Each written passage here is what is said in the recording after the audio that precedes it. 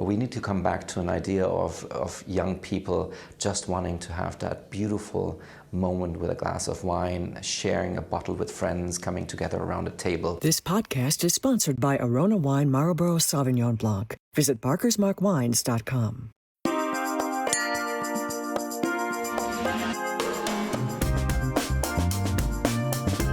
We're in Chicago today, and it's a rough day outside. We have a lot of smoke outside today from the wildfires in Canada, but that's okay. It's not going to stop us from doing this interview today. I am here with Max Schweisfurth, and Max is the export manager of Castello di Bolgheri. Max, thanks for having me down to Chicago today. Obviously, you're not from here. How are you today? I am very well, thank you. I'm happy to be here. Thank you. Happy to have you as well. And as I said, you're not from here. You are originally from Germany, is that correct? Germany, born in the United States, so it's a bit of a complicated story, as I am a person born in the US to German parents selling Italian wine, so figure that. That makes complete sense. That is the business, though. I mean, wine is, I think, of all the products made, probably one of the most international ones. Wouldn't you agree?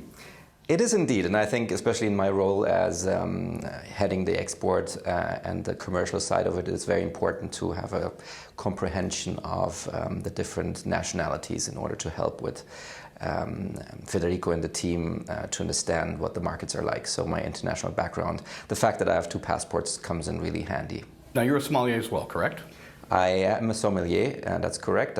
My background is a bit the culinary background that got me into wine in the first place. And I've done certifications with the American Sommelier Association, correct. Being this background that you have, I'm guessing there might have been some wine in your family, that sort of thing. How did that start for you? Not at all. Bear with me here because it's a bit of a complicated story like my background.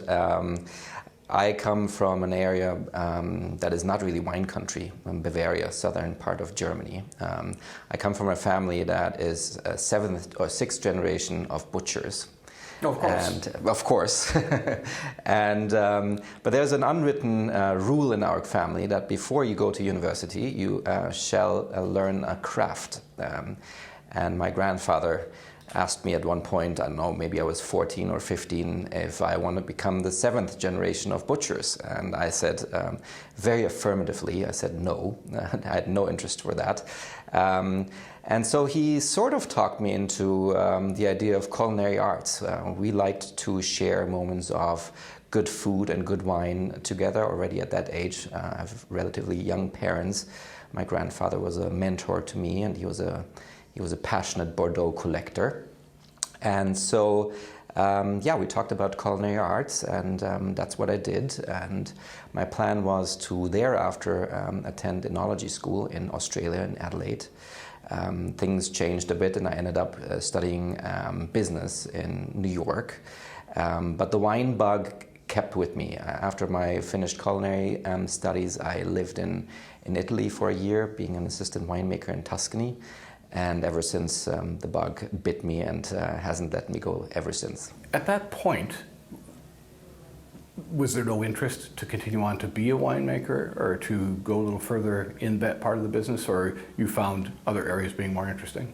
I think my internship, my time in Italy, helped me understand that being from Munich or the surrounding areas, my family not owning any vineyards, that perhaps it would be a rather challenging thing to achieve, become an important winery in the world at one point. And so I had the first ideas of perhaps not following that career path, but sticking in some capacity around wine.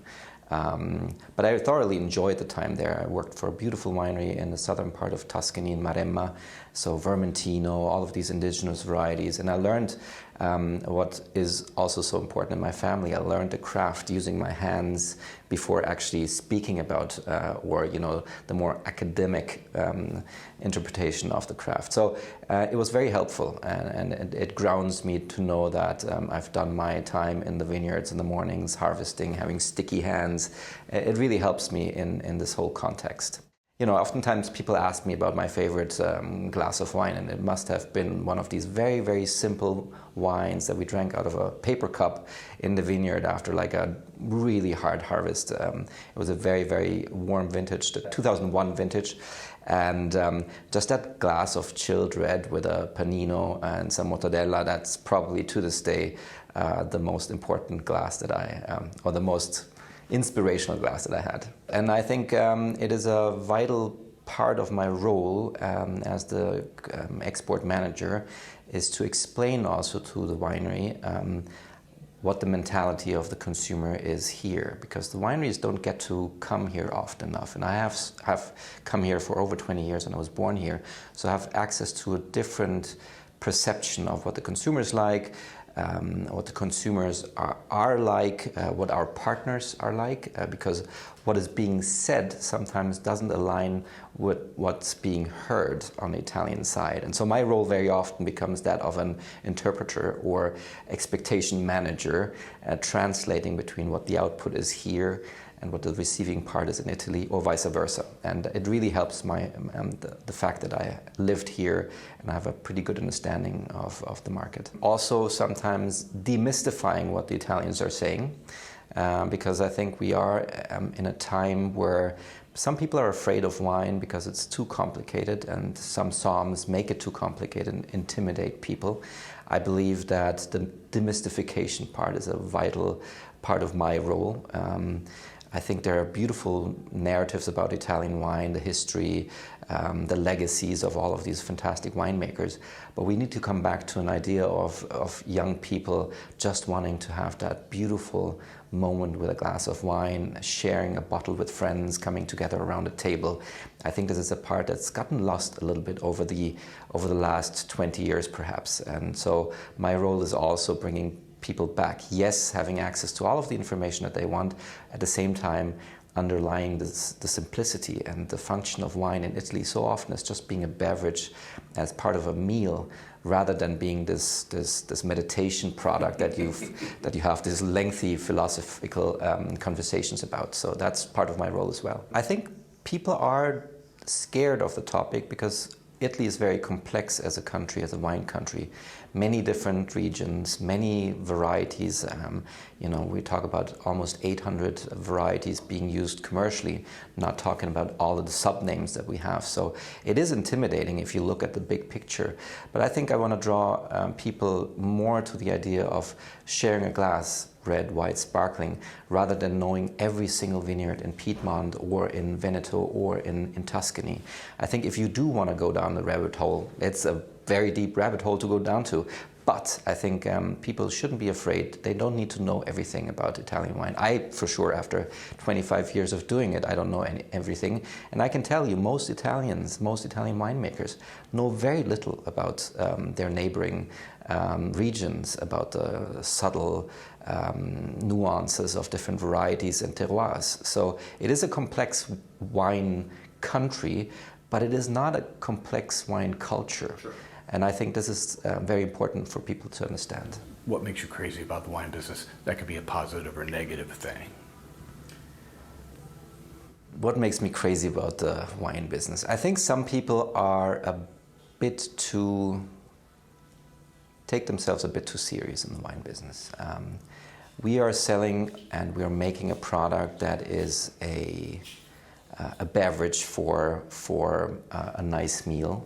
We are making an enjoyable product. We are not talking about transplanting hearts or organs. And sometimes when I hear these people, I need this right now, or this is very, very urgent, it makes me crazy. And then there are some of these wine philosophers that go a little too far in the philosophy part and that leave behind completely any rationale as to what we're talking about. And that drives me crazy sometimes. But I'm in a very privileged situation. I get to deal with people that are very analytical, very corporate if you want at times, and then I get to deal with the philosophers that are very emotional and sometimes overly emotional, and I get to be part of it and I get to translate between the two parties or the many parties. So I want to bring up one thing that Terlato Wines set me up to be able to come down here to talk to you today, and what is the connection with you and Terlato?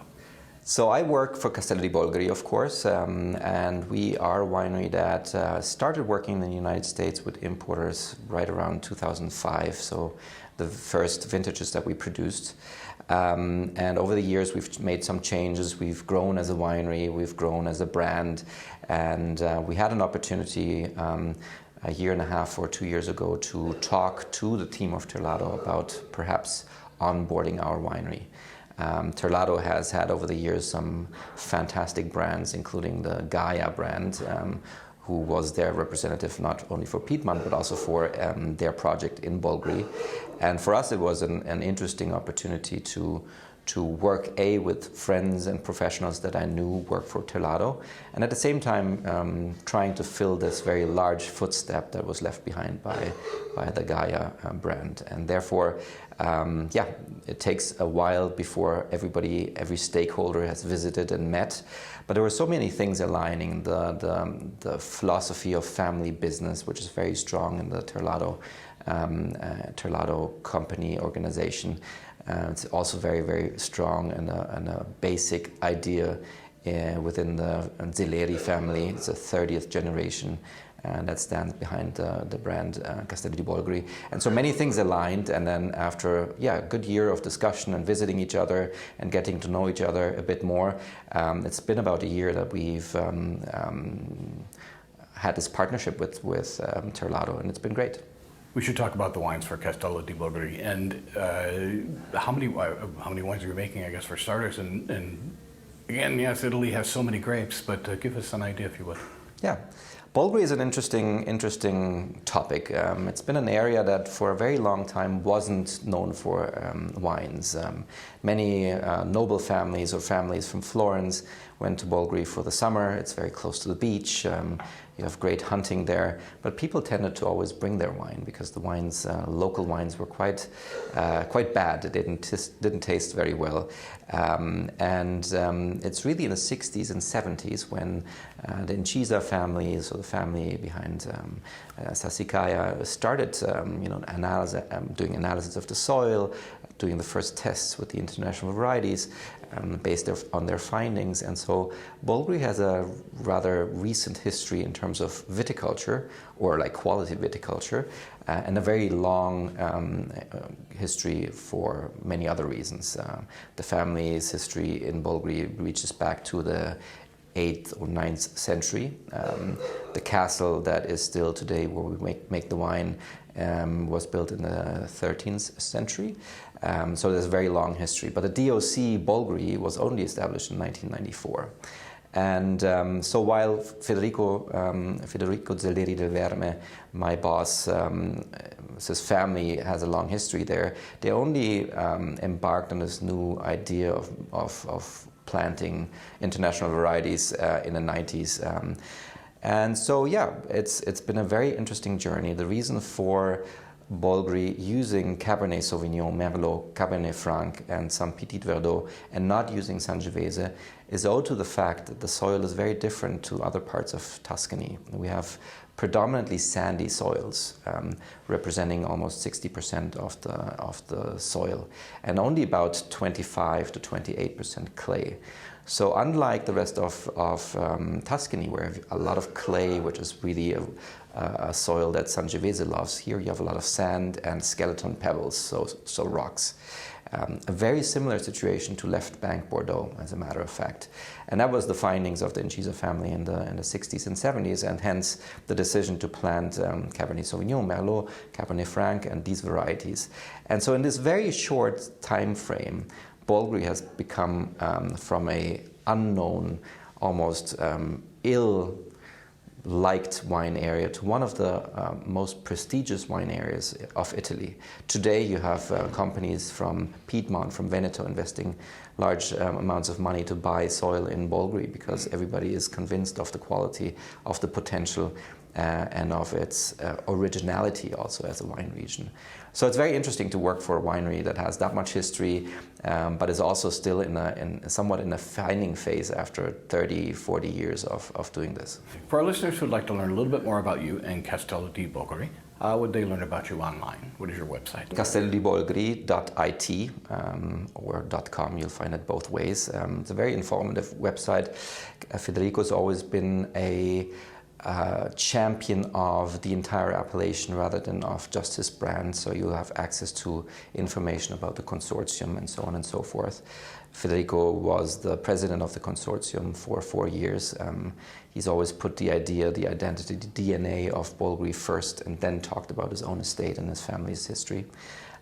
So yeah, castellodibolgheri.it is a great source. And then also the consortium's website. You have great access to maps, understanding the geographic location within Tuscany, the southern part of Tuscany, the vicinities of the sea. So there's great resources online.